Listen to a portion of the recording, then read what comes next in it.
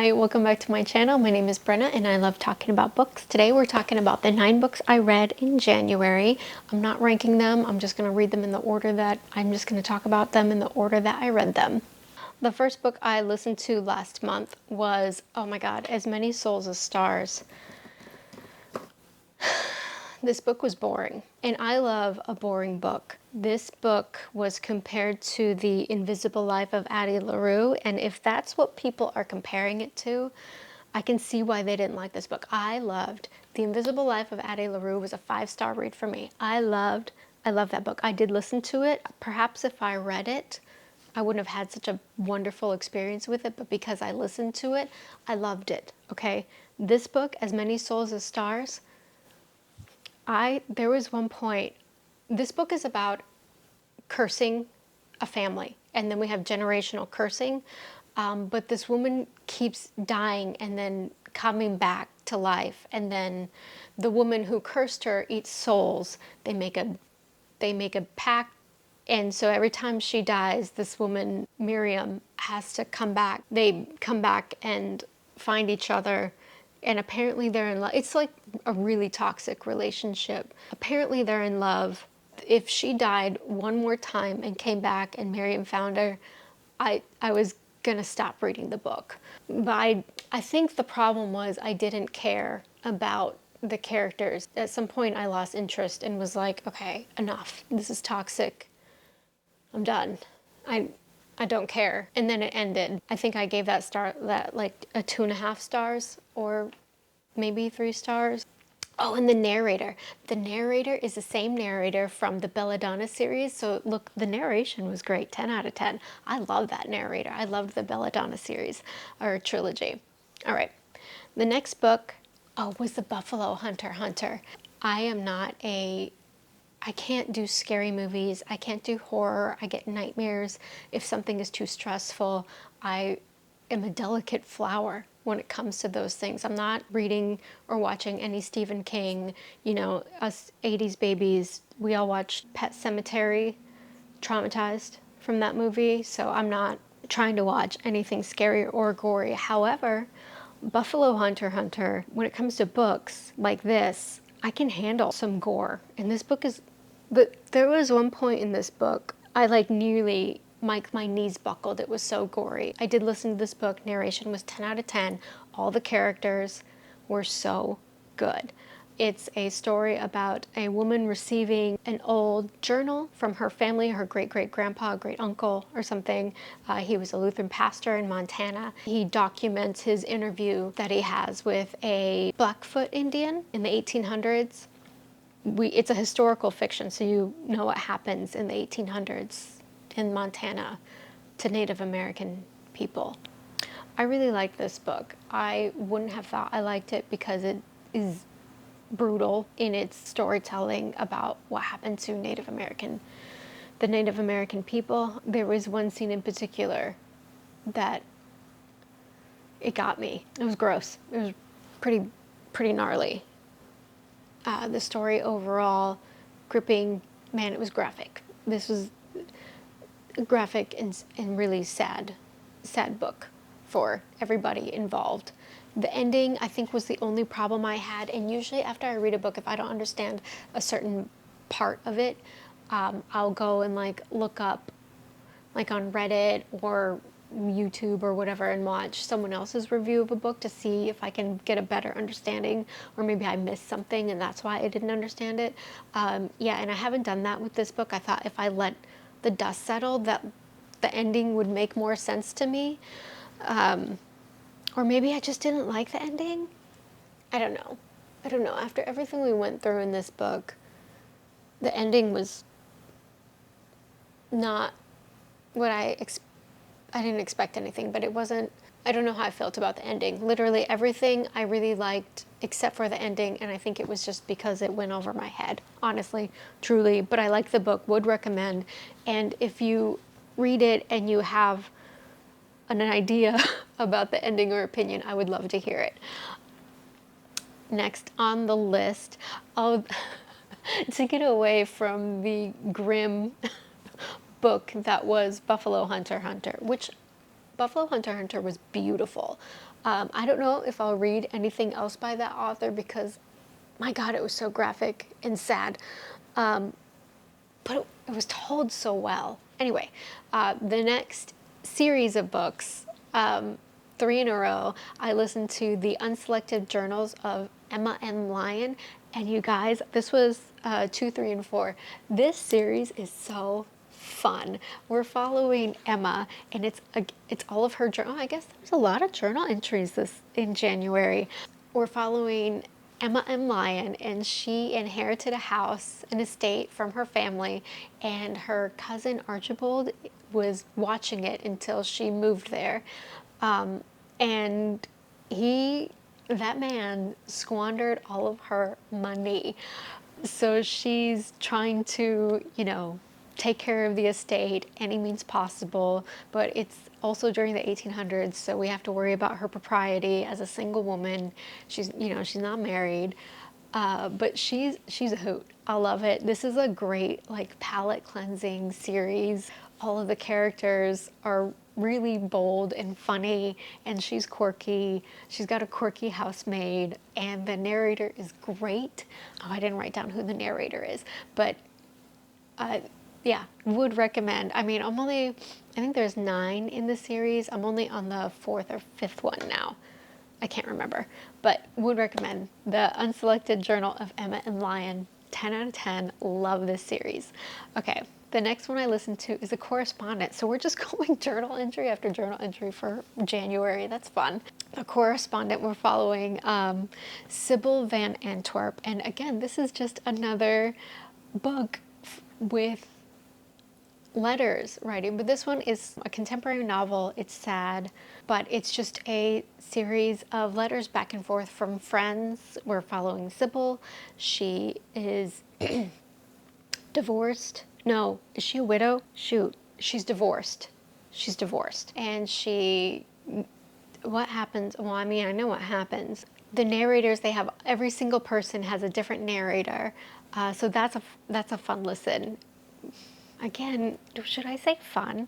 It was fun. Sybil, she wrote to Joan Didion. This woman was smart, pragmatic, but we're dealing with a lot of grief, friendship, relationships. And as someone who grew up in the 80s and 90s, I used to write my friends. So this kind of made me, I don't know, it was kind of nostalgic for that time when we used to write letters to our friends because calling long distance was too expensive. Remember those days? You could only call on Sundays because it was cheaper. Yeah, I would recommend The Correspondent. It's a really tender, touching story about friendship, a woman's life through all of her letters and the letters to and from her friends. Yes. Next on the list is The Lost Queen, and it's an Arthurian retelling. Love those books. And we're following a real 6th century queen that we don't know a lot of information about, Langurith. She's married to, I can't remember his name, but there was a huge bloody battle in Scotland, and her brother is supposedly the inspiration for Merlin. And in the first book, we go from when she's a little girl to when she's married with 3 or 4 kids. Really good at the end. The author has notes on where she got all of her information, and I think on her Instagram she explains more. I think I saw a museum where she shows artifacts from that time where she got her inspiration from for the story. But I really love Langorith. She loves her family, duty bound. Her brothers, men sacrifice their bodies in war and women sacrifice their bodies through marriage, and she knows that. She's real bummed about it because she wants to be a healer. I think she calls them, they're called healers, or I can't remember, but in real life they're called druids. But we have a love interest, we have political turmoil. I don't know, this was a good read. I think I'll read the 2nd and 3rd one, probably. I've got a few others on my list that I want to get to first. I think I might. I liked it. I did like The Lost Queen. I like Langorith. I do want to see what happens, but I'm pretty sure we all know what's going to happen, and it's not going to be fun. Would recommend. The narration of this book is great. Okay, so now we're getting into the 2 physical books that I read. The Second Death of Locke. I did not know anything about this book. I didn't know what it was about. I went into this blind. I think I go into most books blind. Someone recommends them and I just add them to the list. And then when I'm picking out books, I just kind of, whenever my finger lands on the Libby app, I just pick. Or if it's on hold, you know, whatever fate has it. Okay, so the second death of Locke. I loved this book.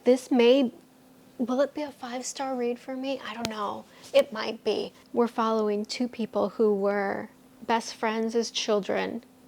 And in this world, there's a magic system where it takes two people to operate. One is a well, and then one uses the magic. She's the well, and is she the mage? Is that what she's called? The mage, and she's following him, but they're like obviously in love with each other. She doesn't want to say anything. He's not saying anything. But I think they both are like, if I were around them and we were in like a group setting, I would be groaning like, oh my God, because it's so obvious, but I loved it. I loved it. So they've gone to war with each other, not with each other, but to war together. She fights with him. She's his healer and he's protecting her from I didn't read, I didn't read the back of the book. And if I had, I would have known the thing that I was shocked by when they revealed it, but then afterwards I read it and I was like, oh, everybody who would have read this would have already known. But you know what? I think that's what makes it more fun. So don't read the back of this book. Just go into it blind. Was it slow paced? Yes, it was slow paced. But I think that was part of like that, like you're watching these two, they're already in love, the yearning, kind of like, you know what's going to happen. I love this type of relationship building. I did not see the ending happening, but to be fair, I never see any endings happening, ever. If there's a mystery involved, I'm blown away every single time. I am too present in the story to think about the future. So I loved this book. I cannot wait for the next one to come out. I loved them. I want to see what happens. The setting was fantastic. We marched through a forest together. There's an island with magic that we're all trying to protect. There's found family, the friends that they make along the way. And the main character is Gray. Gray and Kier, she's so like reserved, and she has to be because they're like guarding this big secret, which again, I didn't know everybody knew about because it was on the back. Anyway, would recommend, loved this book, cannot wait for the second one. The last book on the list is Wild Dark Shore.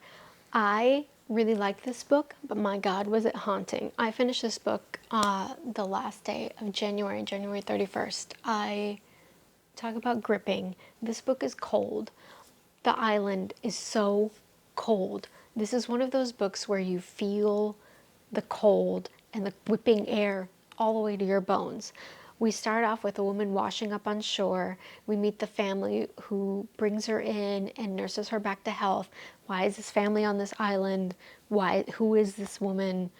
Where are we? Why are we so isolated? Where are the researchers? What happened to the researchers on this island? Why is this family here guarding these seeds, these doomsday seeds or whatever they are? My God, this book deals with grief. There's tension, there's suspense.